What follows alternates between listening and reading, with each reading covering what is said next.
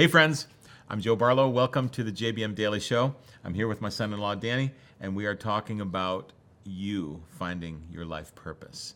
And here we're on Wednesday, and we've been already going for 2 days this week. It's been very good. I hope you make sure you catch those other two shows and the next two shows after this one. Danny, Yes. we started out with Vision Matters. Then we started talking about really purpose in life is God expressing himself through you. Yep. God wants to have a different expression through each person, Right. right? Yep. So let's keep going. What do you got next? Yeah. So I think so. Still kind of on that Joseph vein, you know. Talking still, about Joseph in the Old Testament. Right. And now, as we talked so far, he was just one of 12 brothers, I guess, and then wound up as a slave. But because he knew he was called to be a ruler, he became a ruler as a slave. And what I think is awesome about, so the next part of the story too is that he's doing well. He's a ruler now as a slave over Potiphar's estate. That's a certain realm that he is a ruler over by living who God called him to be. So at that point, it winds up attracting Potiphar's wife. She creates a lie that winds up getting him thrown into prison, you know, out of whatever. So he's now in prison, and you think, all right, he went from an unliked brother to a slave, and now he's in prison. And it's like, that's Not heading in the right direction. no, and that's what I think's funny though, is because, you know, for those of us that it's like, man, I thought God told me to be a ruler. I'd imagine being Joseph, I'll be like, man, all I was doing was trying to do what you told me to do, God. Like, why am I in prison? I've had my teeth kicked in a couple times with those problems. Yeah, but I mean, it's a great question to ask too. But you're thinking, in Joseph's head, he's got to be thinking, man, I'm doing what God told me to do. Why am I in prison?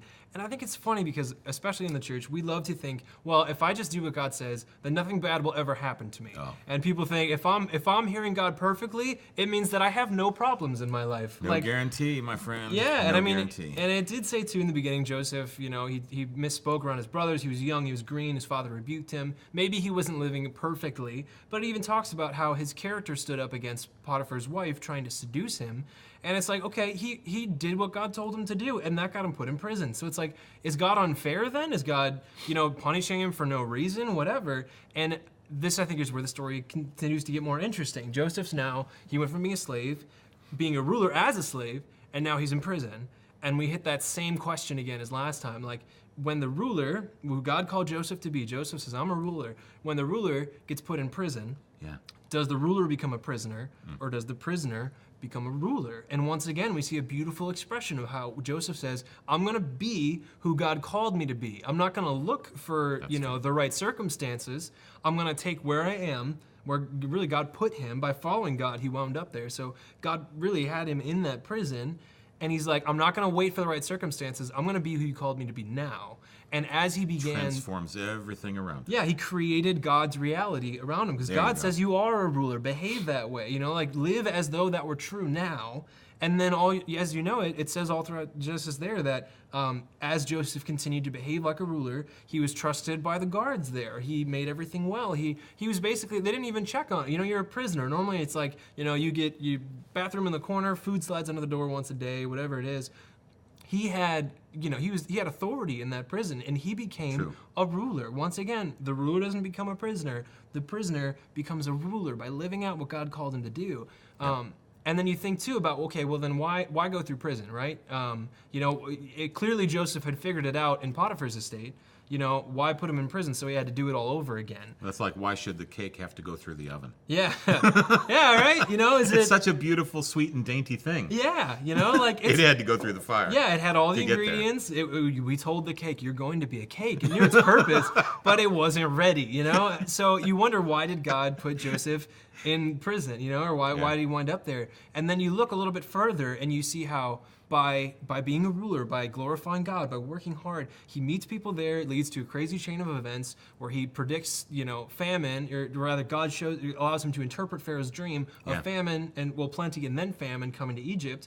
And they say, well, who could do this? And they look at Joseph and say, Joseph's a ruler. We got to put this guy in charge. Yep. And now Joseph is the ruler, second in command over all of Egypt. And you think, well, why couldn't God have just sent him there? He said, Joseph, you're going to be a ruler. Why not just put him straight to that spot? And you think about that, and what came to mind was that the calling on your life, your purpose, what you're going for, it cannot be greater than your character. Because if you try and put a 200-pound calling on a 20-pound character, you're going to crush it. Yeah. Absolutely crush it. You think about Joseph, where he was a slave, right? Bad conditions, and he was tempted by Potiphar's wife. That was a challenge on his character. And I believe if he would have succumbed to Potiphar's wife and just gone with it, because he was afraid to lose his job, he was afraid of what might happen, he's like, I'm just gonna do it, I'll compromise my character to stay safe.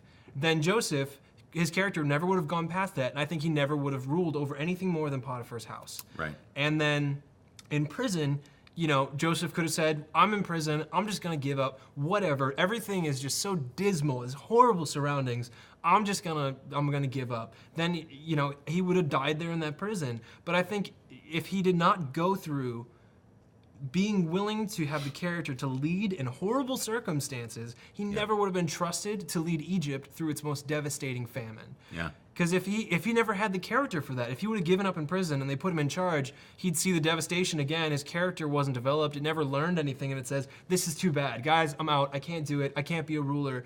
And God would have crushed Joseph and all of Egypt by not having Joseph's character be fully developed before putting him in place to rule in his full calling. Yeah. Yet the vision was in his heart the whole time. Yes. It's like if somebody handed you a snapshot. We just, what is that, Back to the Future or whatever? Yeah. Yeah. Yeah. So if somebody were able to hand you a snapshot of your future, Yeah. say, this is you 30 years from now, that's effectively what God did. He handed Joseph 2 snapshots. One was of the sheaves all bowing down, and one was of the sun, moon, and stars. Yeah. And they're all those bowing down. So if we got a snapshot and we were able to keep that thing in our back pocket, I really have no idea how this is going to come to pass, but I know it's going to. Yeah. So Lord, but we have to understand that even though God gives us a vision, we don't know, here's the little snapshot, but you don't know what this picture is. Yeah. So there's this detail here.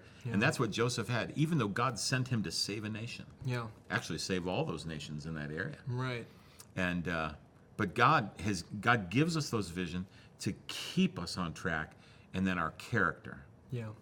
The character God put in us. And thank God he gives us the fruit of the Spirit. Yeah. That character stays in us and we walk according to it. Yeah. And then if we pass the test, because it says if you're faithful with one level, you'll be entrusted with the next. Yeah. And what's cool is it never would have meant Joseph would have not been a ruler, but the magnitude to which he was entrusted to rule would have been limited by his character. Right on. Yeah. Listen, we got more on this. Come on back tomorrow. I hope you're enjoying this. Danny, this is really good. So we'll see you tomorrow.